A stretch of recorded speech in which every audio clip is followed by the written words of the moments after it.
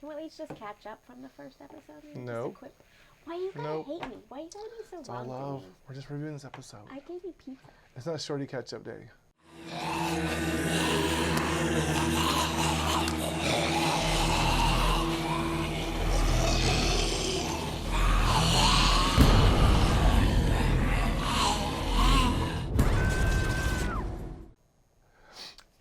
Welcome everyone to Wheels Off the Bus. I'm Shorty. And I'm Travis. We normally do Walkin After Whiskey, which you might know us from, the 24 people that love us out there. But today we're doing Beer the Walking Dead. We are doing Beer the Walking Dead. Where we're going to break down your latest episode of the Walking Dead universe called Fear the Walking Dead. Happened? But we're also going to break down a very nice California local beer. Local beer. What beer are we doing today? We're doing Heretic. My favorite. She can't handle the juice. So, I love Heretic, by the way. I love Heretic Brewing Company so much, it's kind of stupid. Mm-hmm. I'm not a big fan of anything IPA related, but because I love them so much, we're going to make it happen. We're also going to do a review of Season 6, Episode 2 of Fear the Walking Dead, entitled, Welcome to the Club. I was going to say, I tore up my notes. What happened last season? It's going to get better. Love it. Did you guys enjoy my meme about gorilla? I totally tore up my notes. Cheers. Oh. She's a cocktail. That's fine. I have a cocktail. She's drinking rum. I know. Travis is drinking both my beers. We're rumming it today. We actually rum it every time. It's so fucking good. All right. I could see how that's good for an IPA person. Start us off, Shorty. Oh, okay. So, if you guys, for the 24, which I think is generous, for the 24 people that are out there that watch the Walkin After Whiskey show, you might know that I fell off Fear the Walking Dead a long time ago. But Travis says, and some of our studio audience says, you need to come back on. Like, it's great. So, we binge watched season 6, couple episodes, first 2 episodes of season 6. And in the beginning, I'm sorry, I know you don't want to talk about the first episode, but I was love-hate with Morgan, but now I love him. And I was actually, my favorite part of the show is I love the Western aspect. Like, I love it so much. To give you a little background, how I love Western so much, my brother was named after Clint Eastwood. So I have an ingrained love for Westerns, and so the first thing I noticed was all about Westerns, and I was like, all right, I might be hooked. So I was all in. We're definitely calling this the Morgalorian show. If you like The Mandalorian, it's so Western vibey. So is this show. Morgalorian. This is like all dusters and cowboy hats and battle axes and 6-shooters. It is. Actually, I was not expecting that, and I really did enjoy it. Right? So even the music sets the awesome tone of it. So although there's no. To each other. Whistle. We're trying to figure out sure. that we think that when Morgan left Rick, he must have drove like 4 days straight up north. Like he's like in West Virginia or something. He's just so far apart from Georgia and down there. But it is amazing to watch, you know. So in this episode, we started off seeing Strand and Alicia at their settlement. Also being controlled by Virginia, which you already know. So Strand being Strand is very reluctant to anyone controlling him or controlling what they do every day. So he throws a bucket of shit at a ranger, and he gets put to a place where pretty much people go to die. If they call it out to the pasture, Bridget might call it. And while she's at the pasture, they meet Daniel, who Daniel doesn't know either of them. He alludes that he doesn't know to them. I like how Travis thinks I'm going to remember all these characters right now. That's fantastic. He's got way bigger hopes for me than I do. Hi. But, yes, so they forge a plan to, so the big thing is whatever's in that, beyond the roll-up door, right? Whatever's beyond the roll-up door. So,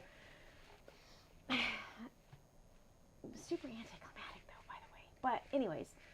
The molasses or people getting pulled underneath? There was a lot of kind of weird stuff in the show. Sure. So they bring people that have tried to escape or whatever, right? So they do the roll-up door. They have people lined up to try to kill the zombies that are coming out. Nobody has succeeded yet. Right. Sanjay's the biggest weenie we've seen in a really long time. Sure. And the one that survives, obviously. But So there's some weird things that happen with the like not congruent, like Sure. not great, but I like the premise. I think we all kind of both, everyone here felt we didn't search the warehouse a whole lot. Yeah. Maybe we missed something. So, but then Virginia actually says, no, I was looking for a soldier, like, right? I was looking for a leader. Right. So we get that. So it had nothing to do with whatever was behind the roll-up door. It had everything to do with somebody that was able to actually defeat the roll-up door. So when I saw this episode, I kept thinking of was Herschel's farm and Herschel's barn. I think what they're doing is R.I.P. Herschel. like In real life and in Walking Dead life. when she alluded to the roll up door, like they keep putting dead people or walkers in this warehouse. Basically, Virginia's trying to temper and try to find a soldier, a leader in a group of people. So I think what keeps happening is they keep putting people in there and then putting this obstacle they can't overcome, this huge mass number of zombies at them. Right. Strand comes up with this idea to bring like this cattle herder to put in front of the gate and then basically make these like mesh walls that come around side and kind of focus them into one point that way they can just stab them like fish in a barrel, which we see Strand. It actually works pretty well for a long time. Works pretty well until we have a clog. Yeah, we have a clog. We have a clog and then all shit hits the fan. And we find out that Sanjay's a bitch. And he is a bitch a couple times in this No, episode. we knew he was a bitch. We didn't find that out. We knew he was a bitch. We just found out that he was a bigger bitch than we thought he was. He's a triple hazy bitch, and he went to go hide out. He went to go hide out in a Winnebago while everyone else was fighting, killing people. And the first thing he says is, "I can't go out there." That's great. Yeah. And he's in a Winnebago, and he won't come out the Winnebago, and he just keeps saying. I really thought he was gonna be like a casserole or cookies or something in the Oven Winnebago. mitts. Yeah, something. He's like, "Oh shit, you found me." Oh. Strand being Strand brings him outside. You know, he's like, "This is your chance." And not knowing Strand, because I need to catch up. So Right. not knowing Strand, when he sacrificed that dude, I was never so happy. Right? It was like that was my favorite part of the episode for sure. Absolutely. Favorite part of the episode. Oh, here's the sacrificial lamb. She said that at the beginning of the episode. I kind of bit my tongue. I'm like, "Oh, if you only knew what I knew." No, It totally was. I made Travis watch it with me, so he had to watch the show twice. And no dialogue is ever wasted in a show this short, right? And so he even says to them at one point, he goes, "Hey, that horn's not working," because he's trying to lead people out of the warehouse. And he goes, "I'll go for fresh meat every time." And you just see this light bulb just burning bright in his head. He's like, "Oh, fresh meat, I got you." And so he pulls him out from the Winnebago, stabs him in the thigh, and throws him into people. So what I thought, though, I actually kind of in my head had a little bit of pause, though, because normally that Pied Piper thing does work. Like, Sure. we just saw it work on Right. The Walking Dead. So I was a little surprised about that, because there's always been a fresh meat aspect to the Pied Piper situation. Right. So I did take pause. I was like, I don't know if that's legit. But I'm totally like on these stupid Walking Dead boards all the time, and people are saying Really? they're alluding to better, or our own fan page, they're alluding to like smarter, different zombies Hi, coming Amanda. out. Right? Kathy's here, Right. so There's no one else. They keep alluding to different zombies being out there, like smarter, or they just know something different, right? And so even with this episode, the last episode, you see walkers just passing right by Morgan, even though he's talking to the walkers. the gangrene. So everyone needs gangrene in the apocalypse to. Or just dead on you, right? That was. See, we talked about the first episode because it was so good. Why'd I do that? Just for that 1 second. I know. He said, "Don't talk about the first episode." I'm like, "Oh, wait, we're talking about it. It's fine." Anyways. So the zombies all come outside and they start eating Sanjay, and Strand is just like, he's just the biggest lied. shit-eating grin ever, lied. right? Looking away from them, looking at just the camera. Oh, it was a whole sacrificial thing. He did it for us, for our cause. He did it for the cause. So Alicia went got the guns and they shot up all the zombies over there. All headshots, obviously. They're totally max pros at Call of Duty. Every 14-year-old boy is totally jealous of them right now. All the XP they got for that. And then plus one. oh, we got to meet Virginia's sister this episode. Her name is Dakota. How much does she look like Virginia? It was a good match. Yeah. It was a good match. I was actually asking everyone while we were watching, like, where is Virginia from? Because again, not super familiar with Fear, so. She's from everything. Yeah, but she's in a lot of stuff. But I like. There's actually a lot. Like I just said, I like the Western theme to it. I like another female villain. I do like that aspect to it. So It's good. This is a good filler for not having Walking Dead for a minute. So I'm happy with this. Yeah, just seeing Dakota, they must be doing all of their screening people from 23andMe, because she looks like a dead-on, like, spitting image of this, like a kid sister from her or something. It's super cool. And like I said, some people use it as filler, but honestly, like, all these things will lead up to the same story at one point. I mean, we know Walking Dead's going away. We know they're going to become at a crosshair where we're going to see probably a couple people from each show being one collective. So it's pretty cool to get these backstories now than watching them. So what do you think is going to happen? So again, we talked about this last week. For those that were watching, we talked about this last week. We're gonna jump in and out for what we can watch. We're gonna do some Beyond. We're gonna do some Fear for sure. So we're gonna mix up a little bit. But at one point, when does the giant climax happen? Like how? Because when everything ends, I'm gonna be a little devastated. Sure. For sure. Well, so due to COVID, obviously the movies got delayed. I don't know if it's production or just the release, but we know that at some point that we're going to see Rick's movie. So I'm thinking that this season of these shows, that Beyond and Fear, will lead up to Rick's movie, and then we'll see Rick's movie, and then we'll see The Walking Dead last season, and then we'll see how they all kind of converge. I think there's going to be a big shift in what Rick's doing right now, and I guess Michonne's coming back at some point as well, and we'll see how she comes in, either with the Daryl Carroll show, or it's going to be how she weaves in. The Daryl Carroll show. I didn't watch that. V3's Company. So who's Chrissy in that show? And who's Mr. Roper? Oh God, Mr. Roper? Yeah, Negan. Yeah, right. That's fucking perfect. That'd be a cool a cool dream sequence, right? Oh my God, we could totally do this.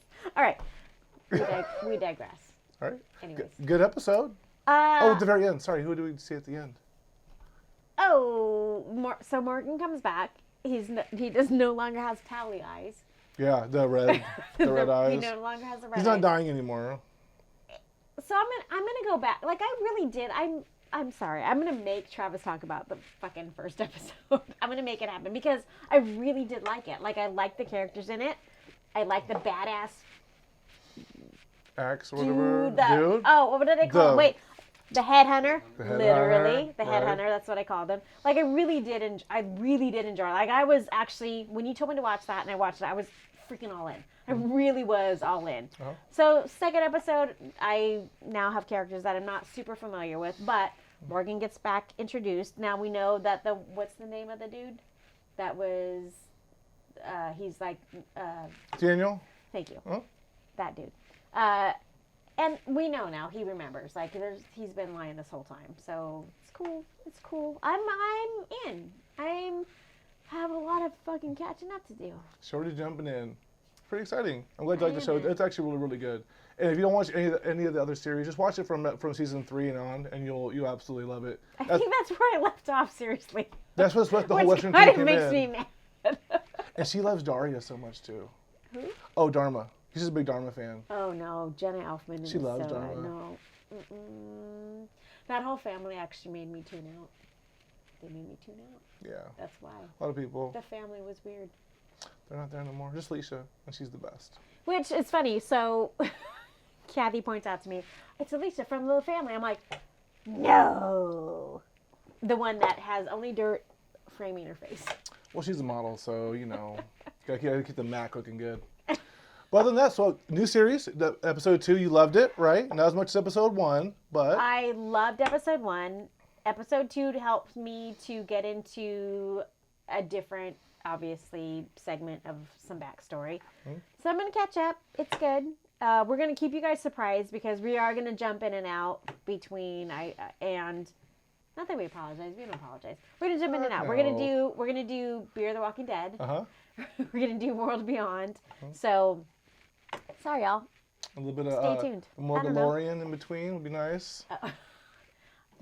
October 30th, Mandalorian comes back out. The real Mandalorian? The real Mandalorian comes back. Sorry, we're not going to review that. But whatever, I'm so excited. Look, he's right there. Well, good review, Shorty. Baby Yoda is right there. Cheers. All right. Thank you for pushing me, actually, to get into the show. I appreciate it. I'm a bully. Make you watch good shows. Travis is a big She's going to watch The Boys next, and she'll be like, oh my God. Yeah. She is actually, Virginia is apparently in The Boys. We talked about this. Yeah. So, anyways, The Boys not going to happen. Love you guys. To the next episode. Cheers, y'all. Cheers. All right, so tonight we're going to actually drink some of my favorite beer from one of my favorite breweries. So Heretic in Fairfield has supported so many of my causes. So many of the beer fests that I put on or have been affiliated with. So I'm really actually excited to give them some props because they so deserve it. So Liz and her team absolutely deserve some props. So Yep. A lot of love for the Special Olympics from Heretic. They're right out of Fairfield, California. Amazing brewery. They have amazing food there as well. The beer we're doing today is one of my favorites from them. It's called You Can't Handle the Juice. It's amazing. It's one of Shorty's absolute favorites, IPAs. If she had a favorite, it'd be up there. So Travis, for our first beer review, brings me an IPA. Mhm. Not She's only welcome. an IPA, but a double IPA. She's double welcome. And I am not an IPA fan, but I love Heretic, so I'm going to try to be political about this. So hazy IPAs, they come from the East Coast. They almost also have this New England style to them. They give us no love on the West Coast for our hazy IPAs. There's West Coast hazies for sure. There are many. We got our own brands. They try to bag on us a lot here on the West Coast. They think that we can't do them. That's why most of our IPAs are more piney, more. This is our region. But we do hazies very well out here, and do not let them give us no love. But I'm telling you right now, You Can't Let Juice is an amazing IPA. It's a double. I think it's like 8.5%. It is It's delicious. Usually at bars, it's so potent. You can only get like in a 10-ounce glass, but it's totally worth it. Heretic knocked out Instead, the park. Travis said, hey, get the biggest glass you have. Yep. So there's that. We'll fill it up. It'll look real pretty sitting next to Shorty because she's not going to touch it.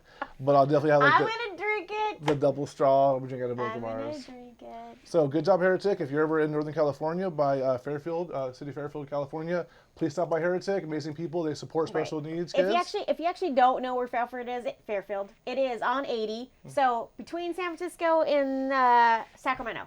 Stay on 80. Stop at Heretic. Go by Jelly Belly on your way home. Thank you, Heretic, for this amazing beer, and I will definitely enjoy both of our beers. Yeah, you will.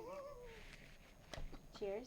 Cheers. Should I get to cheers you from afar? You can if you're going to fucking drink it. I'm going to try it. And try not to make a sour face. No! It's great.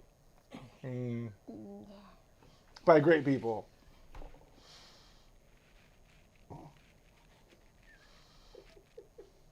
What's some rum in it for you? Pirates drink beer too. No, they don't. They don't. This is why they don't. IPAs. If there was a stout, Pirates would totally drink a stout. Pirates don't drink an IPA. I'm astounded that you want to drink this IPA. It's really good. Don't look at me anymore. There you go. Ready this review? I'll keep both glasses, you keep both cans. How about that? There you go.